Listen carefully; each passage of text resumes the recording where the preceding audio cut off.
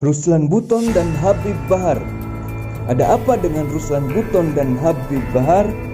Sampai masjid-masjid ditutup, sedangkan mall tetap buka, Carrefour tetap buka, Carrefour merasakan kebangkitan komunis sejak dihilangkannya pelajaran PMP dirubah. Saya didatangin satu letkol polisi, AKBP polisi, satu mayor tentara untuk menebus atau memanggil menjemput mereka.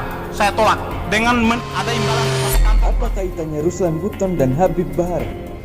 Sebelum lanjut, jangan lupa klik subscribe, like, dan nyalakan lonceng notifikasinya agar tidak ketinggalan video-video terbaru lainnya. Ruslan Buton dan Habib Bahar. Ada apa dengan Ruslan Buton dan Habib Bahar?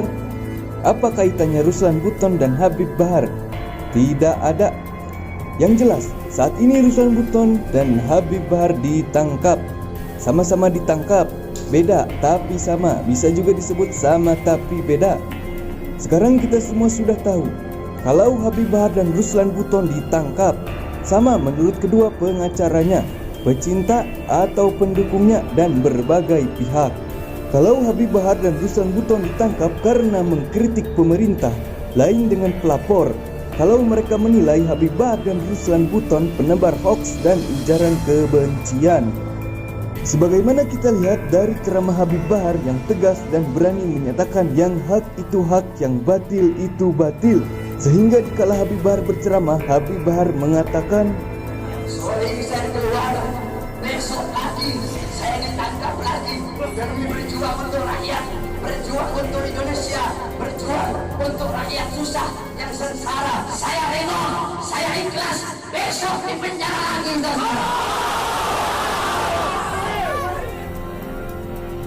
untuk penilaian mungkin dan pasti berbeda-beda. Ada yang mengatakan hoaks dan ujaran kebencian. Ada juga yang mengatakan sangat berani dalam menyampaikan kebenaran. Mana yang pantas dari dua pendapat tersebut? Kalianlah yang mampu untuk menilainya. Rakyat Indonesia sudah pada pintar mana yang benar dan yang salah, yang baik dan yang buruk, walaupun diselimuti politisasi. Namun, ada yang berbeda dalam penangkapan Habib Bahar dan Ruslan Buton. Habib Bahar dinilai menebar hoaks dan ujaran kebencian. Namun, Habib Bahar bisa ditangkap kembali dengan alasan melanggar asimilasi dan PSBB. Mana yang benar? Kalian jugalah yang bisa menerima dan menilainya. Padahal menurut Habib Bahar sendiri, Sore ini saya keluar, besok lagi saya ditangkap lagi demi berjuang untuk rakyat, berjuang untuk Indonesia, berjuang untuk rakyat susah yang sengsara. apakah itu yang disebut penyebar hoaks dan ujaran kebencian, atau lebih pantasnya sang pemberani dalam menyatakan kebenaran? Sedangkan Ruslan Buton ditangkap dengan alasan menebar hoaks dan ujaran kebencian dan juga tuduhan makar, sebagaimana kita bisa mendengar ungkapan Fadlizon dan lainnya. Dan kita juga bisa melihat dan mendengar bagaimana pidatonya Ruslan Buton. Ya, sudah 1:30 ini. Betul, sedikit saya minta waktunya Pak, ini menyangkut kedaulatan bangsa dan negara. Ketika saya melaksanakan satgas di Pulau Taliabu, di situ ada kelompok Cina yang banyak sekali. Menebar kebenciankah atau berani menyampaikan kebenaran? Setiap saya pulang jam 2 malam penerbangan, di bandara itu hampir penuh dengan orang-orang Cina. Lalu dalam hal ini, mana sih yang benar? Kayaknya hanya kalian yang mampu untuk menilainya. Dan saya tangkap. Malam hari saya didatangin satu letkol polisi, AKBP polisi, satu mayor tentara untuk menebus atau memanggil menjemput mereka. Saya tolak dengan ada imbalan satu kantong plastik uang. Saya tolak. Baik. Dan kita serahkan kepada penegak hukum agar bisa menegakkan hukum dengan seadil-adilnya. Yang pasti mau dibawa kemana negeri ini? Ungkap rakyat Indonesia, tegakkan keadilan, tegakkan kebenaran, musnahkan pengkhianat bangsa. Bersatu kita teguh, bercerai kita runtuh, berani menyampaikan kebenaran untuk tegak dan kokohnya bangsa Indonesia. NKRI harga mati. Sekarang kita semua sudah tahu kalau Habib Bahar dan Ruslan Buton ditangkap, sama menurut kedua pengacaranya, pecinta atau pendukungnya dan berbagai pihak. Kalau Habib Bahar dan Ruslan Buton ditangkap karena mengkritik pemerintah, lain dengan pelapor. Kalau mereka menilai Habib Bahar dan Ruslan Buton penebar hoaks dan ujaran kebencian. Sebagaimana kita lihat dari ceramah Habib Bahar yang tegas dan berani menyatakan yang hak itu hak, yang batil itu batil. Sehingga dikala Habib Bahar berceramah, Habib Bahar mengatakan, sore ini saya keluar, besok pagi saya ditangkap lagi. Demi berjuang untuk rakyat, berjuang untuk Indonesia, berjuang untuk rakyat susah yang sengsara. Saya rela, saya ikhlas, besok di penjara lagi.